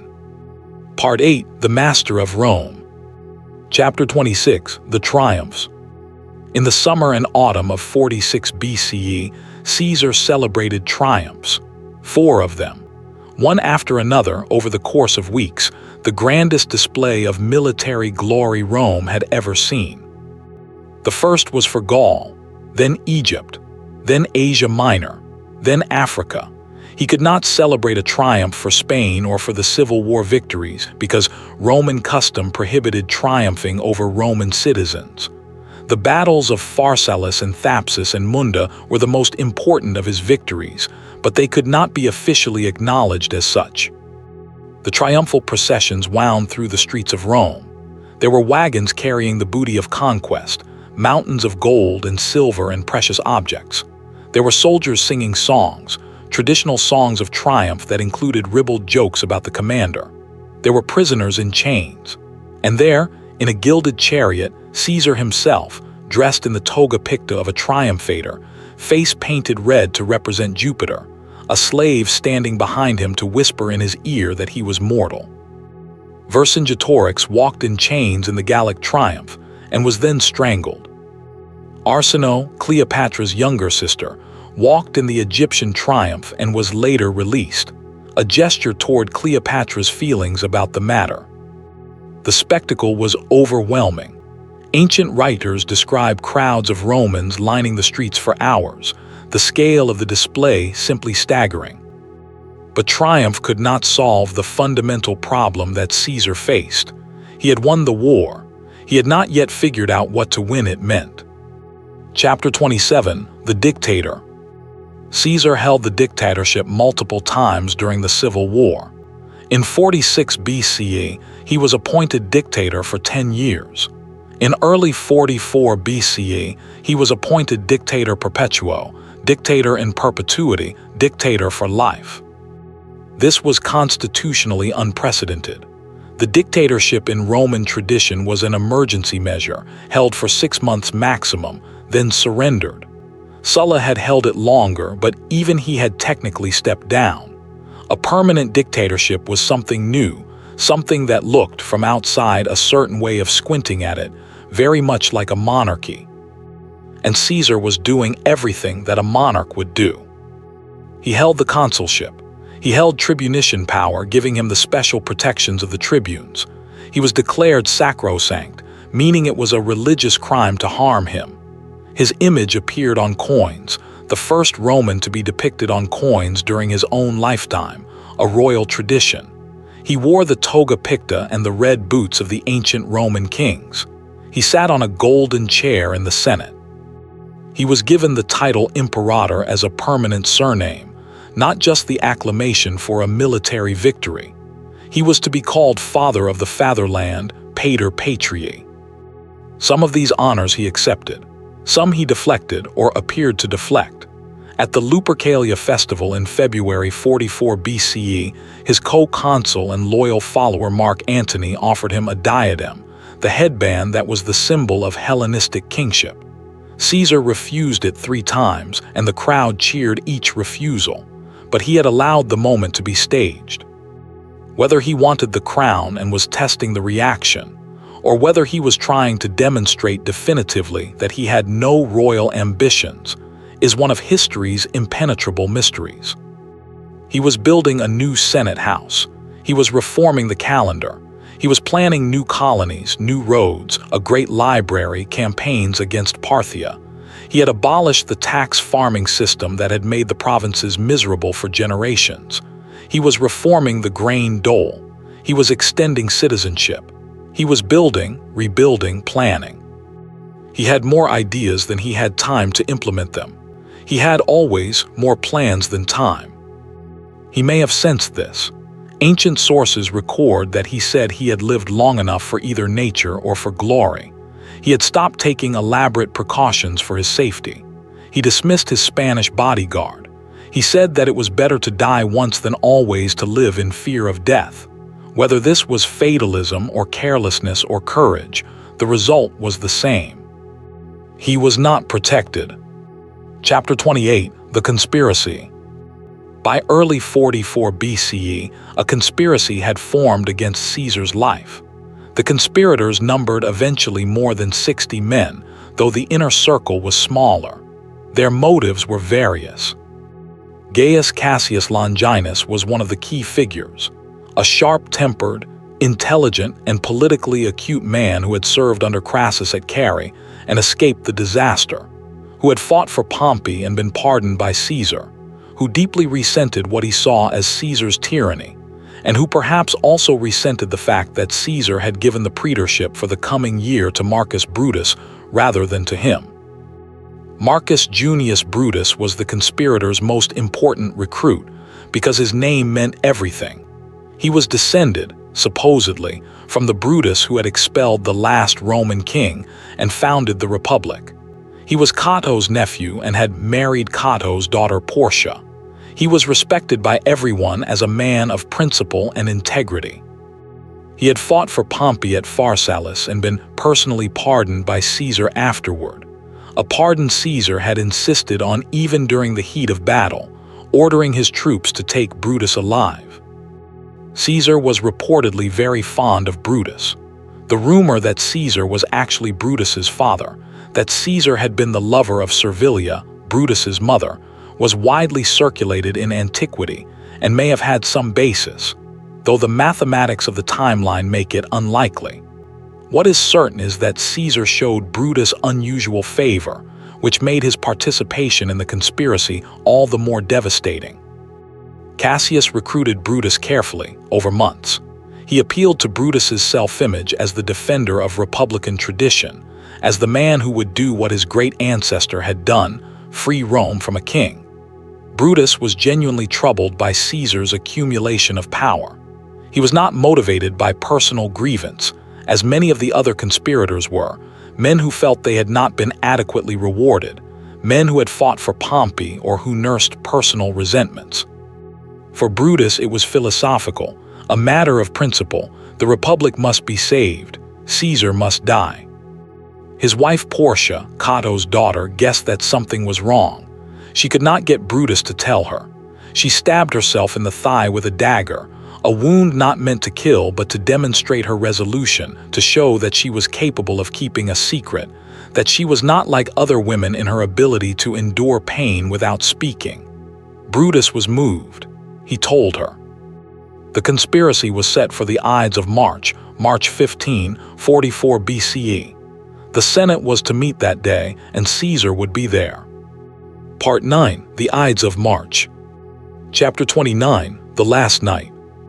The night before the Ides of March, Caesar dined with Lepidus, his master of horse. The conversation turned, as conversations will when men have been through wars together, to the question of death. What was the best way to die? Caesar said, without hesitation, suddenly. A death that came without warning was the most merciful. He went home to Calpurnia, his wife, who was frightened. She had dreamed of Caesar's murder. She had heard the sounds of weeping and voices crying out. When morning came, she begged him not to go to the Senate. She had always shown a certain sensitive awareness of danger, and she was terrified. Decimus Brutus, one of the conspirators and also one of Caesar's most trusted generals and friends, came to the house to escort Caesar to the Senate. He found Caesar still at home, being urged by Calpurnia to stay. Decimus, who had to get Caesar to the Senate or the conspiracy would collapse, was persuasive. He said it would look bad if Caesar appeared to be staying home because of a woman's dreams. He said the Senate planned to vote him new honors, including perhaps the title of king for his eastern campaigns, and would be offended if he did not come. Caesar went. Before leaving his house, a seer named Spurina had once warned him to beware the Ides of March. Caesar, passing Spurina in the crowd on his way to the Senate, said with a smile that the Ides of March had come. Spurina replied that they had come but not yet passed. A written warning was handed to Caesar as he approached the Senate. He added it to the papers in his hand, intending to read it later. He never did. In the portico of Pompey's theater, where the Senate was meeting while its own house was under renovation, a senator named Gaius Trebonius detained Antony in conversation outside to keep him from accompanying Caesar inside. He was one of the conspirators. Caesar entered the chamber and sat on his golden chair. Chapter 30. 23 Wounds. One of the conspirators, Lucius Tillius Cimber, approached Caesar immediately with a petition asking for the recall of his exiled brother. Others crowded around, ostensibly to support the petition. Caesar began to refuse. Cimber grabbed his toga and pulled it from his shoulder. That was the signal. Casca, standing behind Caesar, struck first. He had planned to strike at the neck, but in his nervousness the blow fell on the shoulder. Caesar grabbed Casca's arm. He had heard a noise and understood what was happening. He said in Greek, for all educated Romans switched to Greek in moments of extremity, whether it was a crisis or a quotation or an oath. He said, Casca, you villain, what are you doing? Then they were all stabbing him. There were more than 60 conspirators, but only a portion of them actually struck blows. Some were too crowded. Some may have lost their nerve. Some struck already dead flesh. In the confusion, the conspirators wounded one another. Later, one of them would carry a mark for the rest of his life from an accidental stab by a fellow conspirator in the chaos. Caesar struggled for a moment and then gave up. Ancient sources say that when he saw Brutus among the assailants, he pulled his toga over his head and stopped trying to resist. The most famous words attributed to him, et tu, Brute, you too, Brutus, are from Shakespeare. What Caesar actually said, if anything, is not known. Suetonius records a different Greek phrase, though he says he is not certain it was spoken at all. He fell at the base of the statue of Pompey, which stood in the portico. He had been stabbed 23 times. A later medical examination, the first recorded example of a forensic autopsy in history, found that only one wound had been fatal. The conspirators had planned to throw his body into the Tiber and rescind all his acts and restore the old republic in a single dramatic morning. None of it went as planned. The other senators fled in panic. The conspirators marched out waving their bloody daggers and shouting about liberty, and found the streets of Rome deserted, the shops shuttered, people hiding behind locked doors. 3 slaves came and took Caesar's body home on a litter. Calpurnia was waiting. Part 10, The Aftermath. Chapter 31, The Funeral. The days after the assassination were tense and uncertain. The conspirators had assumed that Rome would welcome the removal of the tyrant and rally to the restoration of the Republic. They had miscalculated, profoundly, the attachment of the Roman people to Caesar. Mark Antony, Caesar's loyal lieutenant and co-consul, had survived the Ides of March by accident and Trebonius's maneuver. He was initially conciliatory with the conspirators, participating in the Senate debate that led to an amnesty for the assassins, proposed by Cicero, in exchange for Caesar's acts and appointments being ratified. The conspirators accepted. It seemed like a compromise. But Antony asked for and received one thing. He would deliver the funeral oration for Caesar. The funeral was held in the Forum. Caesar's body lay on a bier. Antony stood before the Roman people and spoke. We do not have the actual speech. What we have is Shakespeare's version, written 1600 years later, and it captures something true about the situation even if not the actual words. Antony reminded the crowd of Caesar's campaigns, his generosity, his will, in which he had left every Roman citizen money and his gardens as a public park. He showed them the toga, still bloodied, still torn by the daggers. He described each wound. The crowd went insane. They built a funeral pyre in the Forum on the spot, burning the benches and anything else they could find. The body was burned there in the heart of Rome, rather than outside the city as custom required. In the days that followed, mobs went looking for the conspirators. Brutus and Cassius fled Rome. The conspirators' houses were burned. Caesar's death had not restored the Republic. It had begun another civil war. Chapter 32, Caesarion and Cleopatra. In Alexandria, Cleopatra received the news from Rome with a stillness that those who saw her described differently, some as grief, some as cold calculation, some as both simultaneously. She had already named her son by Caesar, Ptolemy Caesar, Caesarion, and she had both political and personal reasons to hope for Caesar's future. With Caesar dead, she was in a precarious position. Her value to Rome depended on her connection to Rome's master, and that connection was severed. She gathered her resources and waited, with the patience of a queen and the intelligence of a statesman, to see who would emerge from the coming wars as Rome's new master. She did not wait in vain, but the man she would connect herself to next was not Caesar's blood heir but his political heir, Mark Antony. Caesarion would eventually be killed by order of Octavian, Caesar's adopted heir, who reportedly said that 2 Caesars were one too many. He was 17 when he died, in 30 BCE, the last of the Ptolemaic line and the last son of Julius Caesar. Chapter 33, The Wars of the Heirs. Caesar's will named his great-nephew Gaius Octavius as his heir and adoptive son. The 18-year-old boy, who would later take the name Gaius Julius Caesar Octavianus, and still later be given the title Augustus by the Senate, had been studying in Apollonia across the Adriatic when Caesar died.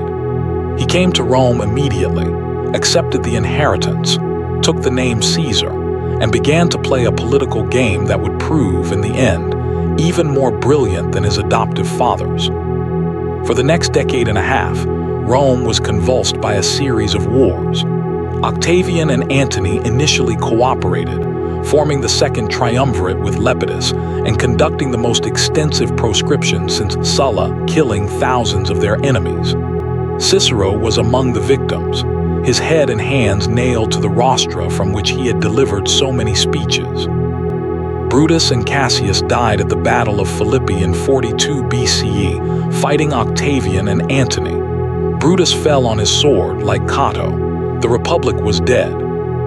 The conflict between Octavian and Antony, complicated by Antony's relationship with Cleopatra and his Eastern ambitions, was resolved at the naval battle of Actium in 31 BCE. Antony and Cleopatra fled to Alexandria, where they died in short succession, Antony by his own sword and Cleopatra by snake or poison, taking their choice of death as Caesar had once taken his, rather than be led in triumph through Rome. Octavian became Augustus. The Republic became the Empire, and the age of Caesar was both ended and perpetuated, for every emperor who came after would bear the name Caesar as a title, and the line would last, in one form or another, for 500 years in the West and 1,500 years in the East, until 1453 CE when Constantinople fell to the Ottomans and the last Eastern Roman emperor, who bore the name Caesar as a title, was killed defending his city. Part 11, The Legacy. Chapter 34, Caesar the Writer. One of the most remarkable aspects of Julius Caesar is that we can still read his own words. He was a prolific writer, and while most of his work has been lost, two major texts survive. The Gallic Wars, Commentarii de Bello Gallico, describes his campaigns in Gaul in 7 books, with an 8th added by a colleague. The Civil War, Commentarii de Bello Civili, covers the first years of the civil conflict. These texts are extraordinary for multiple reasons. They are written in the third person, Caesar referring to himself throughout as Caesar, which creates a strange effect of detached objectivity that is, in fact, anything but objective. They are written in a style that ancient critics from Cicero onward praised for its clarity, its purity of Latin, its spare elegance. He used precisely the right word, no word too many, no word too few. And of course they are propaganda. They are Caesar's own account of his own actions, designed to justify and glorify everything he did. The enemy numbers are almost certainly exaggerated. His own casualties are minimized. Convenient justifications appear for questionable decisions. The Gauls and the Germans are described in ways designed to make their conquest seem both necessary and glorious. But even as propaganda, they are masterpieces. And as historical documents, even with all their biases, they remain the primary source for the greatest military campaign of the ancient world.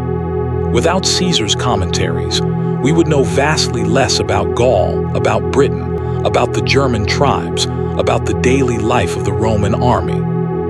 He also wrote poetry, speeches, a grammatical treatise on Latin, a book about astronomy, letters. Most of these are lost. What we have is enough to know that Caesar was not merely a man of action, but a man of the mind, one of the most intellectually formidable figures of his age in a company that included Cicero, Lucretius, Catullus, and Sallust. Chapter 35, Caesar the Military Commander. Among military historians, Caesar's reputation is complex but consistently high.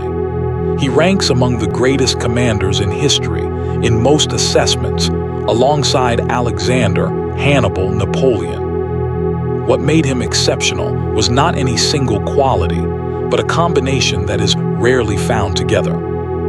He understood logistics as few ancient commanders did. An army moves on its stomach, as Napoleon would say 2,000 years later, and Caesar understood this absolutely. He planned his campaigns with a logistical precision that allowed his armies to move faster and farther than anyone expected. He was tactically creative, not bound by any single system, but capable of adapting to each situation. At Pharsalus, the hidden reserve of 6 cohorts. At Alesia, the double ring of fortifications. At the Sambre, the ability to think under pressure and improvise a defense out of chaos. He was a superb judge of men. He knew which of his officers to trust for independent command and which needed close supervision. He built fierce loyalty in his soldiers through a combination of demanding standards, generous rewards, genuine care for their welfare, and the willingness to share their hardships personally. He was brave. There is no polite way around this. He was personally, physically, recklessly brave, and this was not performance but genuine character. He went where the fighting was thickest. He put himself in danger that generals are not supposed to court, and his men loved him for it. And he was fast. Speed, tempo, the ability to act before the enemy could react. This was perhaps his most consistent military virtue. Again and again in the Gallic campaigns and in the Civil War, Caesar caught opponents unprepared, moved in winter when campaigns were not supposed to happen, crossed terrain that seemed impassable, arrived before anyone expected. Chapter 36, Caesar the Politician and Administrator. The political Caesar is more controversial than the military one.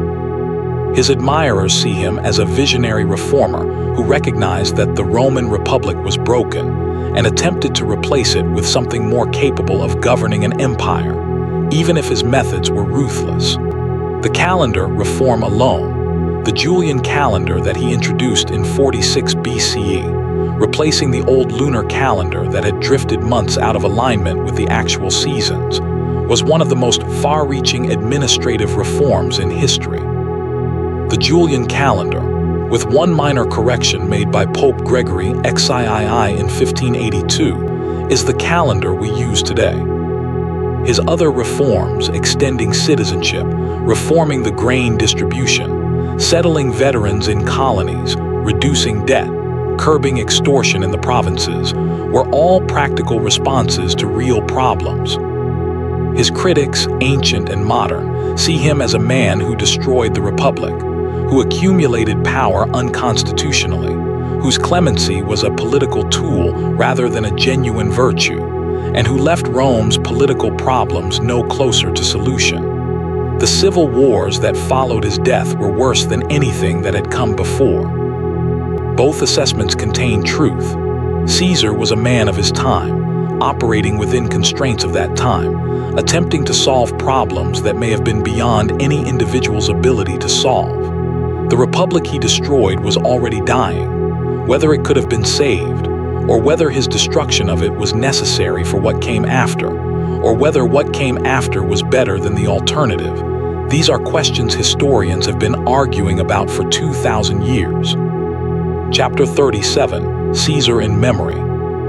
Few figures in history have cast a longer shadow. Shakespeare's Julius Caesar, written in 1599, fixed in the English-speaking imagination an image of the Roman leader that has proved extraordinarily durable, the great man cut down by smaller men, the friend betrayed by the one he loved and trusted, the warning against ambition and the seductions of power. Et tu, Brute is among the most quoted lines in the English language. Caesar has appeared in thousands of works of art, literature, music, and film. He has been portrayed as hero and villain, as visionary and tyrant, as lover and soldier. He has been claimed by every political tradition that needed a historical precedent, by reformers and by reactionaries, by nationalists and by imperialists. In France, the memory of Vercingetorix's resistance to Caesar was mobilized in the 19th century as part of the construction of French national identity. Caesar was cast as the oppressor, the foreign conqueror, the enemy.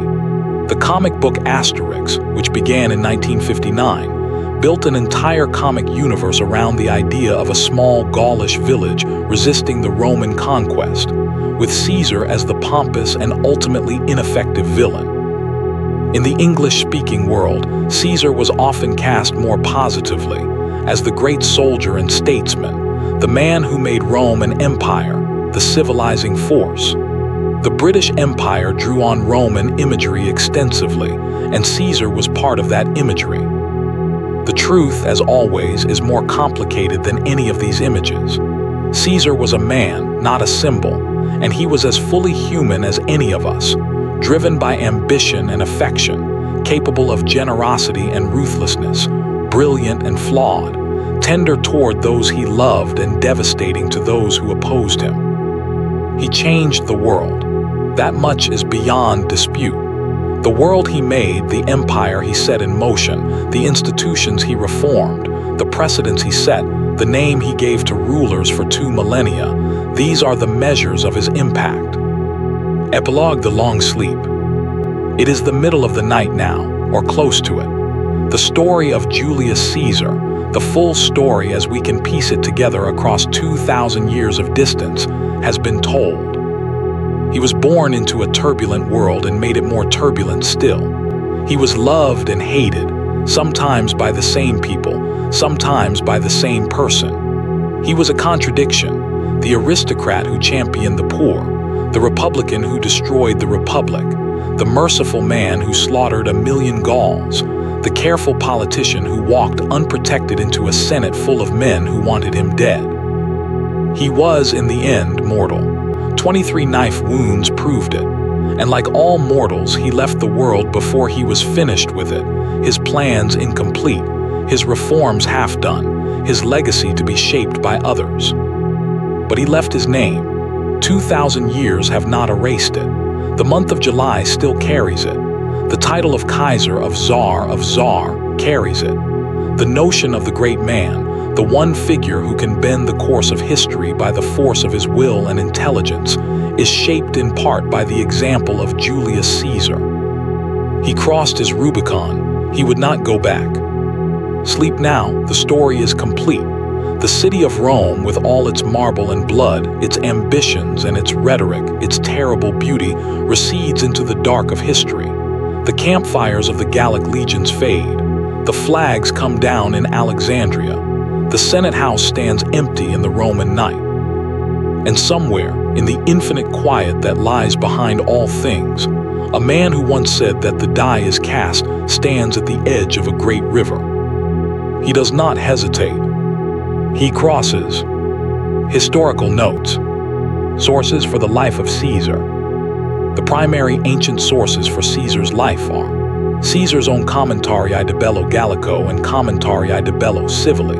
The lives written by Gaius Suetonius Tranquillus in the early 2nd century CE, which includes a lengthy biography of Caesar.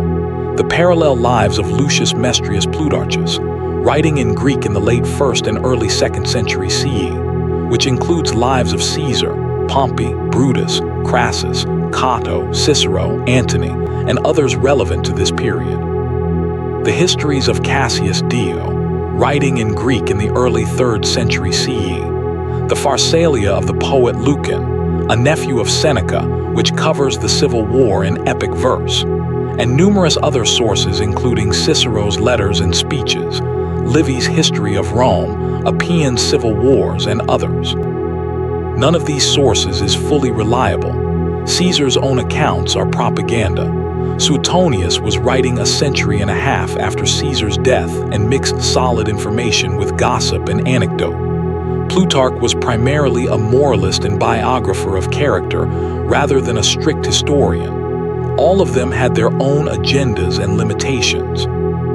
The reconstruction of Caesar's life is therefore always provisional, always subject to the uncertainties of ancient evidence, always requiring the historian to make judgments about which sources to trust and when. The broad outline of his career, the dates, the campaigns, the major political events, is fairly secure.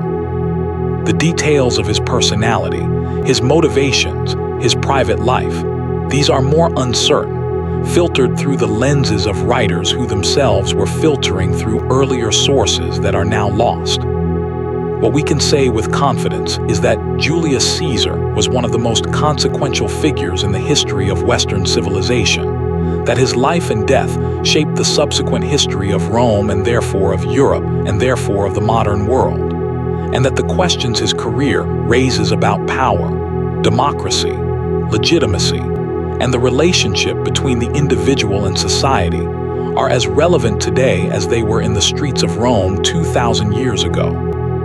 The calendar reform. One of Caesar's most enduring practical legacies is the calendar. Before Caesar's reform of 46 BCE, the Roman calendar was a lunar calendar that had drifted badly out of alignment with the actual solar year. The Roman calendar of 46 BCE, before the reform, was approximately 3 months ahead of the actual astronomical seasons. January was being celebrated in what was effectively autumn. Caesar, working with the Egyptian astronomer Sosigenes of Alexandria, implemented a new solar calendar of 365 days, with an extra day added every 4 years, the leap year. He also inserted 90 extra days into 46 BCE to realign the calendar with the seasons, making that year 445 days long, the year of confusion.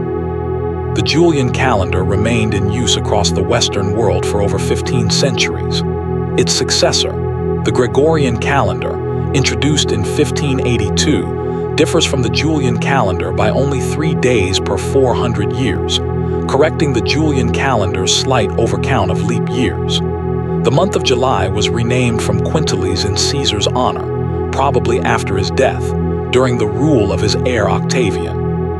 The fate of the conspirators. None of the principal conspirators in Caesar's murder prospered afterward. Brutus and Cassius fled Rome and eventually raised forces in the eastern provinces.